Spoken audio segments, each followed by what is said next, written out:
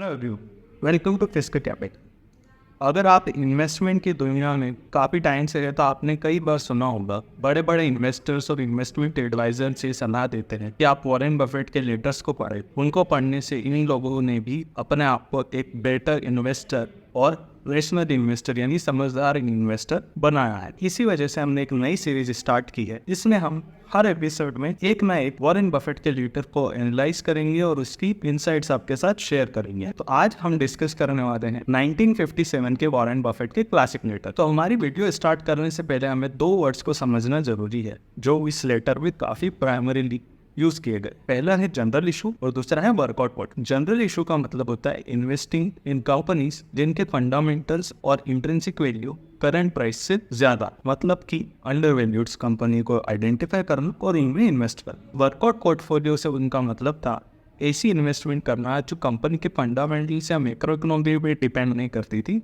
बल्कि एक particular corporate action पर डिपेंड करती थी, जैसे कि मर्जर हो गए, एक्विजिशन हो गए या कंपनी की क्वार्टरली रिजल्ट हो गए, जिनकी वजह से उन शेयर्स में हम ज़्यादा तेजी देख सकते हैं। सो बेसिकली इस तरह की अपॉर्चुनिटी का फ़ायदा उठा के उन स्टॉक्स को बाय करा और उससे थोड़ा रिटर्न कमाए। तो चलिए हम वीडियो को शुरू करें। सो यहाँ पे हम 7 पॉइंट्स में इस लेटर को डिवाइड करेंगे कि क्या क्या 7 मेजर हाईलाइट है इस लेटर की वॉरेन बफेट ने जो अपने इन्वेस्टर्स से कही थी, शेयर होल्डर्स से कही थी, और दूसरा हम उसको एक्सप्लेन करेंगे और ट्राई करेंगे उसमें करंट मार्केट के सीनेरियोस से थोड़ा एग्जाम्पल लेंगे। तो सबसे पहली चीज जो उन्होंने बताई थी कि 1957 का जो मार्केट है उस पर उन्होंने कॉमेंट्री दी थी कि ये थोड़ा मॉडरेटली गिरा है पिछले साल के मुकाबले, और उन्होंने ये हाईलाइट है कि 1956 में यानी एक साल पहले वो ये चीज प्रिडिक्ट कर चुके थे और शेयर होल्डर्स को बता चुके थे। यहाँ पे एक और चीज जो समझने वाली थी कि उन्होंने एक शब्द का यूज किया मॉडरेट, जबकि उन्होंने बताया कि अगर आप किसी नॉर्मल इन्वेस्टर जो अभी अभी इन्वेस्टमेंट मार्केट में है उससे पूछोगे तो वो कहेगा कि ये बहुत बड़ी डिक्लाइन। और वही चीज हम आज के तारीख में भी देख सकते हैं कि अक्टूबर में जो अभी थोड़ा डिक्लाइन आया है, कुछ मंथ पहले इलेक्शन के टाइम जो आया था जून में, वो लोगों को बहुत बड़ी डिक्लाइन लगी। उसका रीजन ये था कि ये इन्वेस्टर्स ने कभी कोविड के टाइम इन्वेस्टमेंट करते थे और 2008-2020 से जो समय है उस टाइम पे तो इन्होंने कभी इन्वेस्टमेंट किया ही नहीं। तो ऐसे में इनको लग रहा है ये बहुत बड़ी डिक्लाइन है, बट मार्केट इससे पहले काफी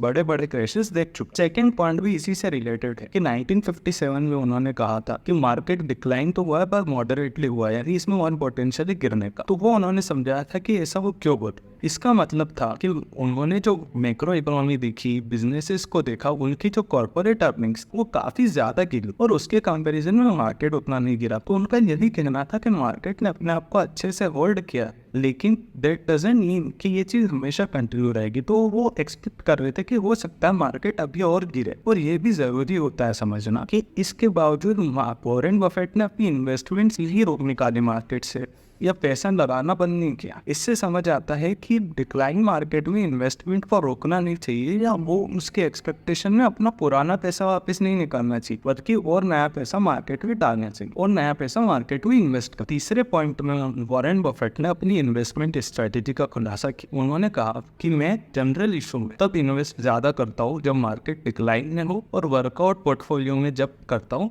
जब मार्केट बढ़ रहा हो, यानी अप साइड में हो, बुल मार्केट। इससे उनका समझ ये थी कि देखिए आपने कोई अच्छी फंडामेंटल कंपनी देखी है जो अंडर वैल्यूड है, यानी कि वो 500 पे ट्रेड कर रही है जबकि 1000 की चाहिए। तो ऐसे में अगर मार्केट गिरता है और ये 500 का शेयर 300 हो जाता है तो आपको इससे जल्द से जल्द ज्यादा से ज्यादा लेना चाहिए। इसमें उनका फोकस ऐसे टाइम में जनरल इशू में हो जाता है, लेकिन बुल मार्केट में यही 500 का शेयर आपको 600-700 में मिलेगा। तो सब वॉरेन बफेट इतनी जल्दी नहीं करते थे उसको और एक्यूमुलेट कर। उस समय पे वो वर्कआउट पोर्टफोलियो पे ध्यान देते थे जो मर्जर, एक्विजिशन या इस तरह की कॉर्पोरेट एक्शन के हिसाब से पैसा बना के देती थी, क्योंकि ऑलरेडी पूरा मार्केट ही ऊपर उठ रहा। तो ये दो चीज हमें काफी हेल्प करती है समझने में कि किस टाइम हम थोड़ा टेक्टिकल मूव ले सकते हैं, शॉर्ट टर्म के लिए जा सकते हैं, और किस टाइम हमें बिल्कुल लॉन्ग टर्म विजन से पैसा लगाना चाहिए। चौथा पॉइंट बहुत जरूरी है स्टॉक पंडित्स के लिए। वॉरेन बफेट ने इस लेटर में कहा कि उन्होंने ये सारा एनालिसिस जो बताया है जो कि सही भी हुआ, उसके बाद भी वो कह रहे कि मैं इसे ट्राई ही नहीं कर रहा हूँ मार्केट को या बिजनेसेस को प्रिडिक्ट करना है, शेयर्स को प्रिडिक्ट कर। तो ये बहुत ज़रूरी होता है, क्योंकि कई लोग चार्ट्स देखकर या कुछ न्यूज़ मटेरियल देखकर और पूरी की पूरी भारत की महागाथा लिख देते हैं कि कल क्या होगा और 2 महीने बाद। और ऐसा वॉरेन बफेट ने प्रिडिक्ट करने की कोशिश ही नहीं की। उन्होंने डायरेक्ट कहा कि ये सब एनालिसिस मैंने किया है ताकि आपको थोड़ा मार्केट का ओवरव्यू दे सकूं, बट हमारी जो इन्वेस्टमेंट अप्रोच रहेगी, फिलॉसफी रहेगी, वो ये सबसे परे रहेगी। हम सिर्फ कंपनीज में फोकस करेंगे और अच्छी कंपनीज लेके बाय करके और उनको इन्वेस्टमेंट उनमें करेंगे।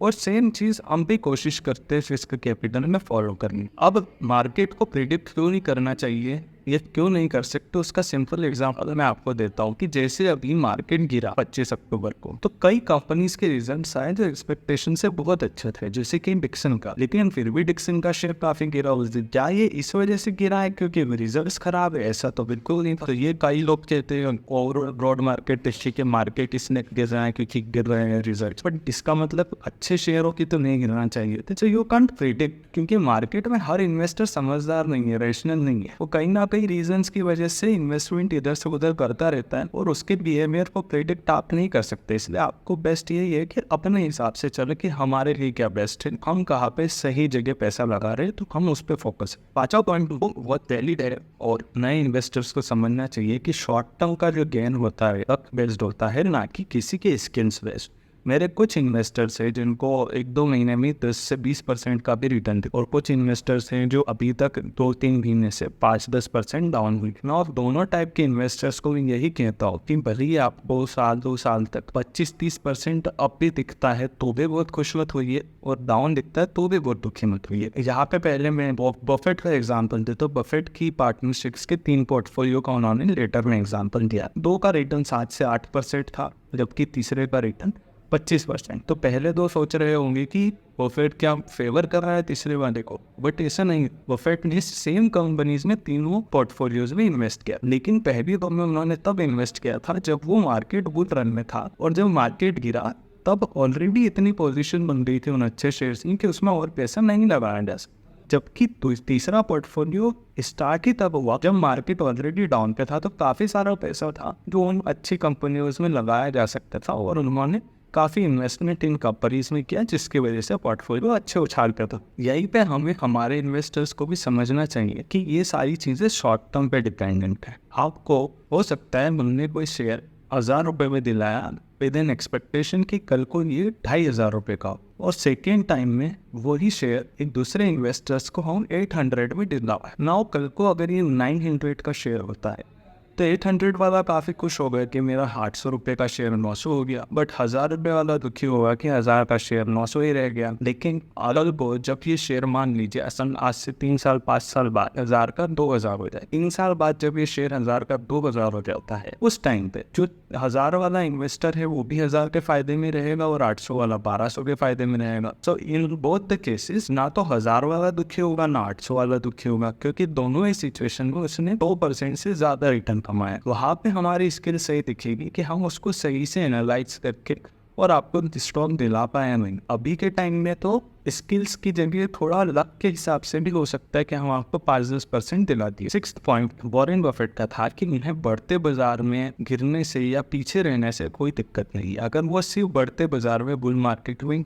मार्केट इंडेक्स के बराबर रिटर्न या इवन थोड़ा कम रिटर्न भी लिया तो वो बहुत अच्छी बात। उनका फोकस ये होता था कि बियर मार्केट में जब सबका पैसा डूब रहा है और मार्केट गिर रहा है तब भी उनके पोर्टफोलियो बहुत ज़्यादा ना गिरे यार, थोड़े प्रॉफिट में ही रहे, क्योंकि कैपिटल तो दोनों में अप्रिशिएट हो रही है, लेकिन बियर में दूसरों की गिर रही है तब आपकी अप्रिशिएट हो रही है। तो कैपिटल प्रोटेक्शन जो होता है, जो आजकल इन्वेस्टर्स नहीं समझ रहे बुल मार्केट की वजह से, वो उस पर बहुत फोकस किया वॉरेन बफेट ने इस लेटर के अंदर कि आपको सिर्फ 1 का 1000 नहीं करना है, 10 का 100 नहीं करना है, आपको ये भी देखना है कि वो 1 का 0 या 10 का 0 ना हो जाए। इसीलिए हमें ये जो ट्रेडिंग वाली चीज़ें, F&O की कॉल्स है, इन सारी चीज़ों को अवॉइड करना चाहिए, बिकॉज इनमें बहुत ज़्यादा चांस है कि हमारी कैपिटल पूरी वाइप आउट हो जाए। लास्ट पॉइंट जो है वो बहुत ज़रूरी है। हर इन्वेस्टर वॉरेन बफेट ने कहा कि वो अपने स्टॉक्स को जिनको वो शुरू में परचेस करते हैं फंडामेंटल रिसर्च के बाद, इन्वेस्टमेंट वैल्यूएशन के बाद वो चाहते हैं कि कुछ समय के लिए या तो बढ़े ही ना,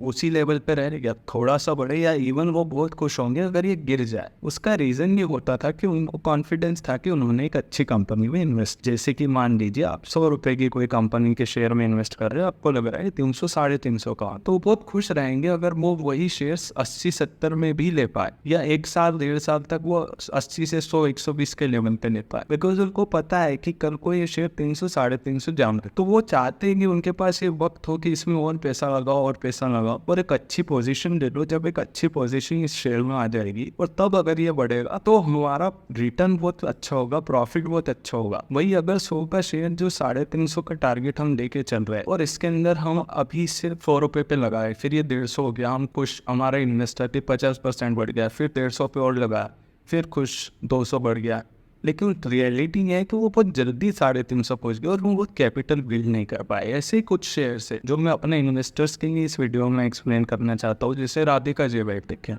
जो करीब 100% हमारा 2 से 3 महीने में बढ़ गया। बट प्रॉब्लम इसकी अगर यही शेयर 1 साल के अंदर बढ़ता तो शायद हम अगले 10 महीने 10-10, 20-20 हज़ार या 1-1, 2-2 लाख इसमें लगा के बेस्ड ऑन इन्वेस्टर कैपिटल इसके अंदर 10 लाख 20 लाख की या 1 लाख 2 लाख की पोजीशन लेते और फिर जब वो 1 साल में डबल होते तो हमारा रिटर्न बहुत अच्छा हो जाता, 2 का 4 हो जाता, 10 का 20 हो जाता। तो ये बहुत ज़रूरी है समझना कि हमें बहुत बुल मार्केट या अच्छे रिटर्न की बजाय इसमें ज़्यादा खुशी होनी चाहिए कि हमारा पोर्टफोलियो जब तक हम ना चाहे कि बढ़े, एक 50 लाख 1 करोड़ का पोर्टफोलियो हो गया, तब तक अगर हमारे शेयर नहीं बढ़े ज़्यादा तो वो ज़्यादा अच्छा है, क्योंकि हमारी कैपिटल और पोजीशन उन शेयर्स में जो अच्छे काफ़ी बढ़ जाएगी। तो यहाँ पे कंक्लूड करूँगा ये कहते हुए कि वॉरेन बफेट ने कहा है तो फंडामेंटल इन्वेस्टमेंट कीजिए, मार्केट के गिरने से ज़्यादा मत डरिए या बिल्कुल ही मत डरिए, बल्कि खुश होइए और पेशेंस रखिए। लॉन्ग टर्म के हिसाब से सोचिए, 3 साल 5 साल 10 साल, और फिर जो आप फ़र्क देखेंगे वो बहुत बड़ा होगा आपके करंट पोर्टफोलियो में और फ्यूचर पोर्टफोलियो में। तो अगले वीडियोस में भी हम इसी तरह के लेटर्स को डिस्क्राइब करेंगे और एनालाइज करेंगे। इन वीडियोस को आप मिस ना करें, इसके लिए हमारे चैनल को सब्सक्राइब करना ना भूलें। Thank you very much.